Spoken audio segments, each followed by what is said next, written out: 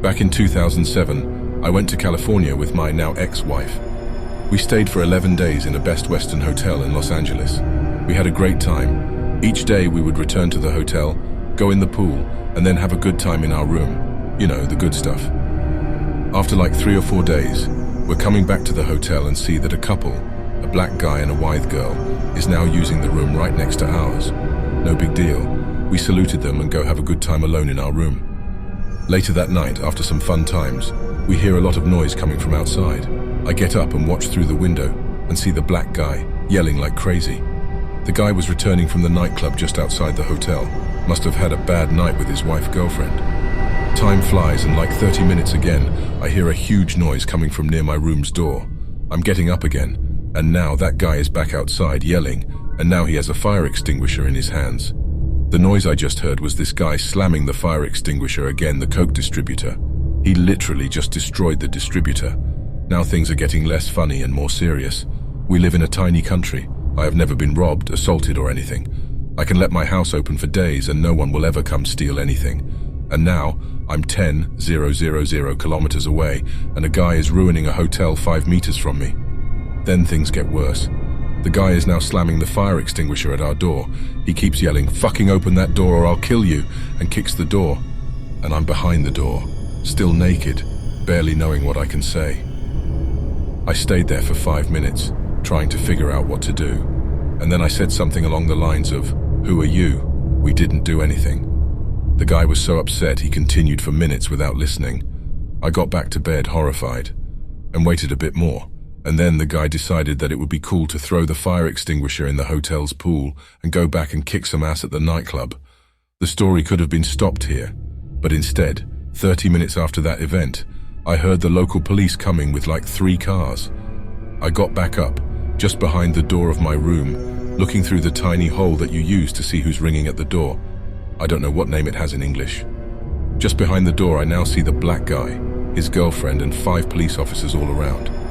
The black guy has been handcuffed and is right now being questioned in front of me. And here's the story about all that. The guy and his girlfriend went to dinner, got pretty drunk, and then decided to go to the nightclub nearby the hotel. Things went well up to the point where the girl started to get so drunk that she was flirting with every guy in the club. The boyfriend got mad, and they started yelling at each other in the club. Club security went a bit upset with the guy and threw him out, letting the girl stay, saying that the guy could come back later when he was over that yelling thing. The guy came back to the hotel, and for some reason, probably alcohol if you ask me, started to think his girlfriend was in their hotel room. That was the first step when I heard the guy yell all over the hotel. Naturally, he hadn't got the room's door key, so he came back to the nightclub. But then, the security wouldn't let the guy back in, and he got so upset that he decided to get a fire extinguisher and ruin everything in the hotel for his girlfriend to accept to open their room's door. That's step 2. The thing is, he was so drunk he was mistaken and took our room for his. He thought his girlfriend was in our room. And don't forget that the girlfriend was neither in our room nor in their room. She was still at the club. This is why he kept yelling at our door, and why he was trying to open it with a fire extinguisher. The hotel lobby then finally proceeded to call the police. That's step 3. The next day we woke up to a destroyed Coke machine, a fire extinguisher in the pool, a room door completely smashed, and a hotel manager giving us 2 days of free stay.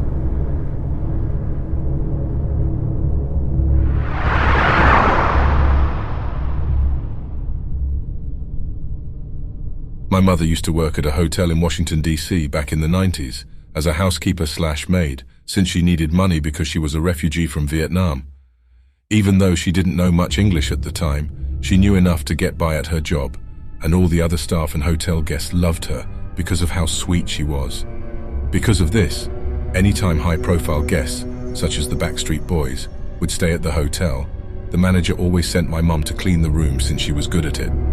Anyways, one day a guest came, who will we refer to him as Mr. M because I don't know his real name, and checked into their most expensive suite.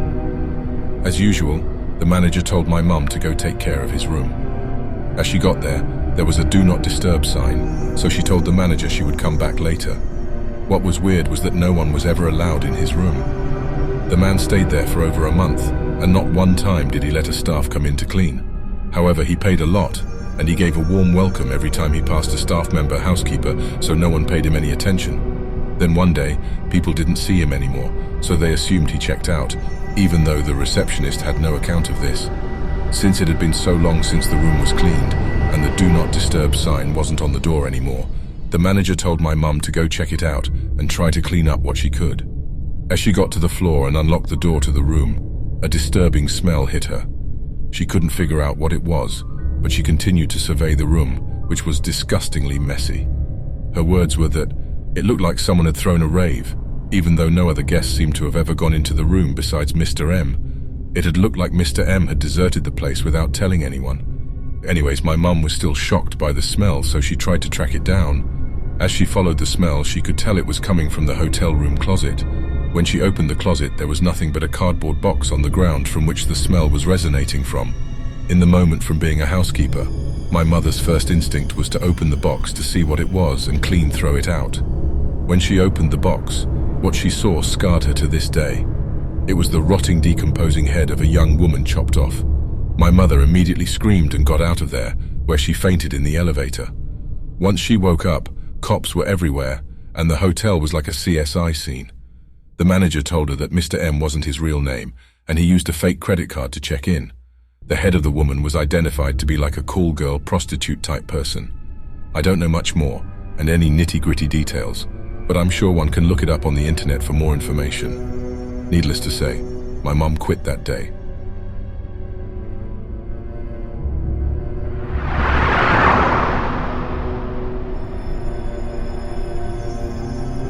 In the early 90s, I worked as a sous chef at the Hotel Colorado in Glenwood Springs. The employees there went to great lengths to tell me all of the juicy ghost stories associated with the place. Forbidden rooms, labyrinthine basements, hauntings, etc. I never really paid it any mind. But towards the end of my tenure, their two very specific incidences led me to seek employment elsewhere. The kitchen in this place was built in the late 18th century, so think big, very tall ceilings and damn near ancient fittings and equipment. The first incident happened late at night on what we used to call the bar line. It was a small kitchen off the main kitchen galley. They had a late party in the bar, and I was finishing up a long day's shift. I had made an etouffee for the party that night, and had to clean a big-ass old pot. I had already finished everything else clean-up-wise, so all I had left was to dry and hang said big-ass old pot. The bar line had an overhead pot hangy thingy, with giant hooks to hold the pots by the handles. These hooks were 4 to 5 inches deep and could have been used to hang beef. I dried the pot and slipped it on the hook and made my way around the corner to the break room to clock out and grab my shit. I'm the only one left in the kitchen, so I go through and start to turn off the lights and make my way to the back delivery door. As I laid my hand on the doorknob, a tremendous clangor shot through the whole kitchen. It sounded like a cannon had gone off and made me jump about 3.5 feet off the ground. My heart is racing and my mind is going a mile a minute. I immediately turn all the lights back on and give out the old "anyone there" call. No one was there. I grabbed the biggest butcher knife we had, affectionately named Old Choppy, and started to slowly ninja my way through the galley, seeking out whatever the hell had made that sound. After a brief but thorough search, I determined that it must have come from the bar line. Great, nothing like a blind corner and creepy-ass activity to make a man feel special. I slowly, and I mean slowly, made my way around the corner with the ever-faithful Choppy guiding the way. Lo and behold, the pot I had hung up was laying prostrate on the ground. I look up at the hook and all is well. How in the fuck did that thing jump off a 5-inch hook? I was really disturbed by this. I picked up the pot and hung it on the hook on the opposite side of the pot hanger and quickly made my way out there. Here's the kicker. As I locked the door from outside, boom! The sound of a pot hitting the ground but muffled through a locked door rings across the dark and empty parking lot. Like any smart man, I immediately noped the fuck out of there and went home. It wasn't until I got into bed that I realized I had the breakfast shift the next day. The next morning I got in around 6 and the kitchen had been opened by the kitchen manager who was putting around getting ready for a banquet later that day. I asked her if anyone had been back on the bar line that morning and she said no. So I decided to go check it out quickly and then get on with my day. I rounded the corner and the fucking pot was still on the hook. This was deeply disturbing to me, and I made every effort from that moment forward to never be on the bar line alone. The second incident was enough to make me quit. We had a crazy day of prep ahead of us as we had multiple functions that weekend, including our famous Sunday brunch in the Colorado room. The head chef asked me to come in super early that Sunday so that we could be ready for the two parties and the brunch. I arrived around 4:30 in the morning with reinforcements scheduled at 5:30. So I immediately went into asshole and elbows mode as I had a mountain of shit to get done. I was working on the main line, which faces the Colorado room's main serving doors. However, the line itself faces back into the kitchen galley, so that your back is to the dining room whilst working the line. I am deep into work mode when weird sounds start to penetrate my veil of concentration. It sort of sounds like kids playing in the dining room. My subconscious mind immediately discounts this as not my problem, and I don't even break my stride on the line. After a few moments, a niggling thought is itching my brain that just won't go away. I distinctly remember a feeling of wrongness slowly descend upon me, and then it hit me. What the hell are kids doing playing in the Colorado room at 4:30-ish in the morning?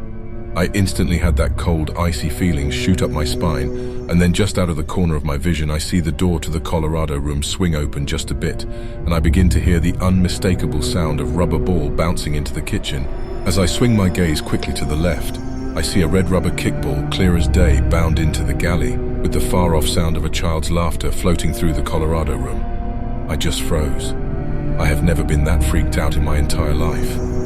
My breath came in ragged gasps, and I stood rooted to the spot. I must have stood stock still for a full minute, and then I hear the rear doors open and the sound of familiar voices. My reinforcements were there. I have never been more relieved to hear other people's voices than in that moment. The girl who was helping me that morning makes her way to the main line. She immediately stops in her tracks when she sees me, and I shit you not says, "You look like you just saw a ghost." I quickly retell the tale, and me, her, and the prep boy search the galley for the ball to no avail, and then turn the lights in the Colorado room to full-on blazing-ass daytime, and go figure, no ghost children. I put my 2 weeks' notice in the following day.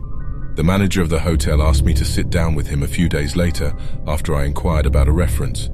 He had heard my tale and wanted to chat me up about it, and boy did he have a tale to tell. I thought that I had heard all of the tales associated with the alleged haunting of the Hotel Colorado, but apparently she still keeps some secrets. It turns out that not long after the hotel opened, a little girl accidentally chased her red ball off a fifth-floor balcony and fell to her death. She is seen frequently on the fifth floor in Victorian dress and has even reportedly played catch with some of the guests' children. Her red ball was famous among workers of the hotel in previous generations, and its ghostly appearance frequented the banquet rooms, and yes, the kitchens too.